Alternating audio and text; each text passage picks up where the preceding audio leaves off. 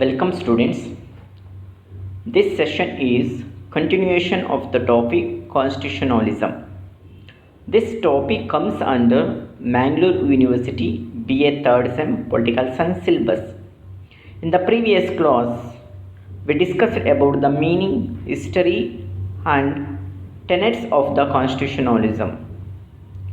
In this session, we are going to discuss the characteristics or factors promoting the constitutionalism. The first characteristic or factor promoting the constitutionalism is rule of law. It is necessary that constitutionalism should have rule of law. Rule of law essentially means that the law should rule rather than the men.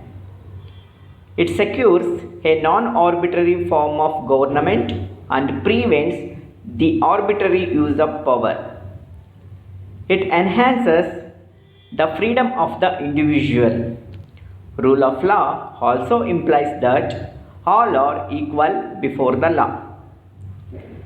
ಸಾಂವಿಧಾನಿಕತೆಯ ಒಂದು ಗುಣಲಕ್ಷಣ ಕಾನೂನಿನ ಆಳ್ವಿಕೆ. ಸಾಂವಿಧಾನಿಕತೆಯು ಕಾನೂನಿನ ಆಳ್ವಿಕೆಯ ಅಂಶವನ್ನು ಹೊಂದಿರಬೇಕಾದುದು ಬಹಳ ಅಗತ್ಯ. ಕಾನೂನಿನ ಆಳ್ವಿಕೆಯ ಅರ್ಥ ಕಾನೂನುಗಳು ಆಳ್ವಿಕೆಯನ್ನು ನಡೆಸಬೇಕೇ ವಿನಃ ವ್ಯಕ್ತಿಗಳಲ್ಲ. ಕಾನೂನಿನ ಆಳ್ವಿಕೆಯು ನಿಯಂತ್ರಿತ ಸರ್ಕಾರವನ್ನು ಖಚಿತಪಡಿಸುವ ಮತ್ತು ಅಧಿಕಾರದ ದುರುಪಯೋಗವನ್ನು ತಡೆಯುವ ಉದ್ದೇಶವನ್ನು ಹೊಂದಿದೆ. ಹಾಗೆಯೇ ಇದು ವ್ಯಕ್ತಿಗಳ ಸ್ವಾತಂತ್ರ್ಯತೆಯನ್ನು ಸಹ ಹೆಚ್ಚಿಸುತ್ತದೆ. The second characteristic is respect for individual rights. Individual rights refer to the liberties of each individual to pursue life and goals without interference from other individuals or the government. Examples of individual rights include the right to life, right to freedom, etc. Respect for individual rights decreases the arbitrary power of the rulers. Thus, it promotes the constitutionalism. ಎರಡನೇ ಒಂದು ಲಕ್ಷಣ ವೈಯಕ್ತಿಕ ಹಕ್ಕುಗಳ ಬಗೆಗಿನ ಗೌರವ. ಇತರೆ ವ್ಯಕ್ತಿಗಳ ಮತ್ತು ಸರ್ಕಾರದ ಹಸ್ತಕ್ಷೇಪ ಇಲ್ಲದೆ ಜೀವನವನ್ನು ನಡೆಸಲು ಮತ್ತು ತನ್ನ ಗುರಿಗಳನ್ನು ಈಡೇರಿಸಿಕೊಳ್ಳಲು ವ್ಯಕ್ತಿಗಳಿಗೆ ಇರುವ ಸ್ವಾತಂತ್ರ್ಯವೇ ವೈಯಕ್ತಿಕ ಹಕ್ಕುಗಳಾಗಿವೆ. ಜೀವಿಸುವ ಹಕ್ಕು, ಸ್ವಾತಂತ್ರ್ಯದ ಹಕ್ಕು ಮೊದಲಾದವುಗಳನ್ನು ವೈಯಕ್ತಿಕ ಹಕ್ಕುಗಳಿಗೆ ಉದಾಹರಣೆಯಾಗಿ ನೀಡಬಹುದು. ವೈಯಕ್ತಿಕ ಹಕ್ಕುಗಳ ಬಗ್ಗೆ ಆಡಳಿತಗಾರರಿಗೆ ಇರುವ ಗೌರವವು ತಾವು ಸರ್ವಾಧಿಕಾರಿಗಳಂತೆ ವರ್ತಿಸುವುದನ್ನು ತಡೆಯುತ್ತದೆ. The third characteristic is control over discretionary powers. Discretion has the meaning of acting one's own authority or judgment. Discretionary power without any restrictions will make authority to rule arbitrarily. Hence, controlling over the discretionary powers promotes constitutionalism. ಸಾಂವಿಧಾನಿಕತೆಯ ಮೂರನೇ ಲಕ್ಷಣ ವಿವೇಚನಾ ಅಧಿಕಾರಗಳ ಮೇಲಿನ ನಿಯಂತ್ರಣ. ಒಬ್ಬ ಆಡಳಿತಗಾರನ ಬಳಿ ಇರುವ ಸ್ವತಃ ಅಧಿಕಾರ ಅಥವಾ ತನ್ನದೇ ಆದ ತೀರ್ಮಾನವನ್ನು ತೆಗೆದುಕೊಳ್ಳಲು ಇರುವ ಅಧಿಕಾರವನ್ನು ವಿವೇಚನಾ ಅಧಿಕಾರವೆಂದು ಕರೆಯಬಹುದು. ಯಾವುದೇ ನಿಯಂತ್ರಣವಿಲ್ಲದ ವಿವೇಚನಾ ಅಧಿಕಾರವು ಅಧಿಕಾರದ ದುರುಪಯೋಗಕ್ಕೆ ಕಾರಣವಾಗುತ್ತದೆ.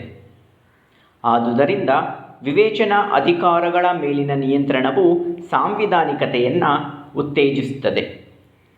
The fourth promoting factor of constitutionalism or characteristic of constitutionalism is responsible and accountable government. The chances of misusing power are very rare in the responsible and accountable government. A government should directly or indirectly responsible to the people of the land. The government should also maintain its transparency, which enables the people to know what is happening in the government. ಸಾಂವಿಧಾನಿಕತೆಯ ಒಂದು 4ನೇ ಲಕ್ಷಣ ಜವಾಬ್ದಾರಿಯುತ ಮತ್ತು ಉತ್ತರದಾಯಿತ್ವದ ಸರ್ಕಾರ. ಜವಾಬ್ದಾರಿಯುತ ಮತ್ತು ಉತ್ತರದಾಯಿತ್ವವನ್ನು ಹೊಂದಿರುವ ಸರ್ಕಾರದಲ್ಲಿ ಅಧಿಕಾರವನ್ನು ದುರುಪಯೋಗಪಡಿಸಿಕೊಳ್ಳುವ ಸಾಧ್ಯತೆಗಳು ಕಡಿಮೆ. ಆದುದರಿಂದ ಸರ್ಕಾರವು ಪ್ರತ್ಯಕ್ಷವಾಗಿ ಅಥವಾ ಪರೋಕ್ಷವಾಗಿ ಜನರಿಗೆ ಜವಾಬ್ದಾರಿಯುತವಾಗಿರಬೇಕು. ಹಾಗೆಯೇ ಸರ್ಕಾರದ ಕಾರ್ಯಚಟುವಟಿಕೆಗಳಿಗೆ ಸಂಬಂಧಿಸಿದಂತೆ ಜನರಿಗೆ ಉತ್ತರದಾಯಿತ್ವವನ್ನೂ ಸಹ ಹೊಂದಿರಬೇಕು. The fifth characteristic of constitutionalism is independent judiciary.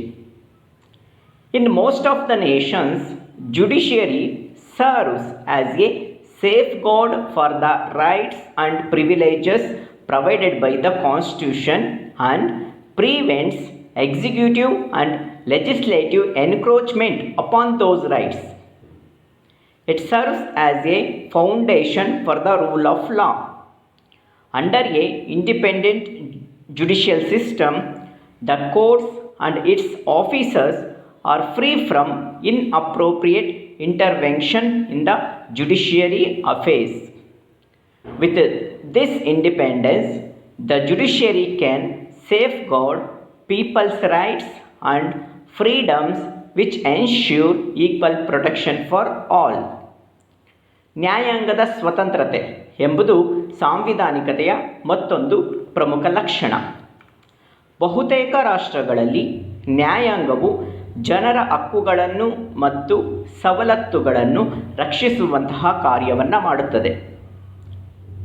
ಶಾಸಕಾಂಗದ ಕಾನೂನುಗಳು ಮತ್ತು ಕಾರ್ಯಾಂಗದ ಆದೇಶಗಳು ಜನರ ಹಕ್ಕುಗಳಿಗೆ ಧಕ್ಕೆ ಉಂಟು ಮಾಡದಂತೆ ತಡೆಯುತ್ತದೆ. ನ್ಯಾಯಾಂಗದ ವ್ಯವಸ್ಥೆಯಲ್ಲಿ ಹಸ್ತಕ್ಷೇಪವನ್ನು ತಡೆಯಬೇಕಾದರೆ ಹಾಗೂ ನ್ಯಾಯಾಧೀಶರು ನಿಷ್ಪಕ್ಷಪಾತವಾಗಿ ಕಾರ್ಯನಿರ್ವಹಿಸಬೇಕಾದರೆ ನ್ಯಾಯಾಂಗದ ಸ್ವಾತಂತ್ರ್ಯತೆ ಅತಿ ಮುಖ್ಯವಾದುದು. ಆದುದರಿಂದ ಸ್ವತಂತ್ರ ನ್ಯಾಯಾಂಗ ವ್ಯವಸ್ಥೆಯು ಸಾಂವಿಧಾನಿಕತೆಯ ಒಂದು ಪ್ರಮುಖ ಲಕ್ಷಣವಾಗಿದೆ. The sixth characteristic is popular sovereignty.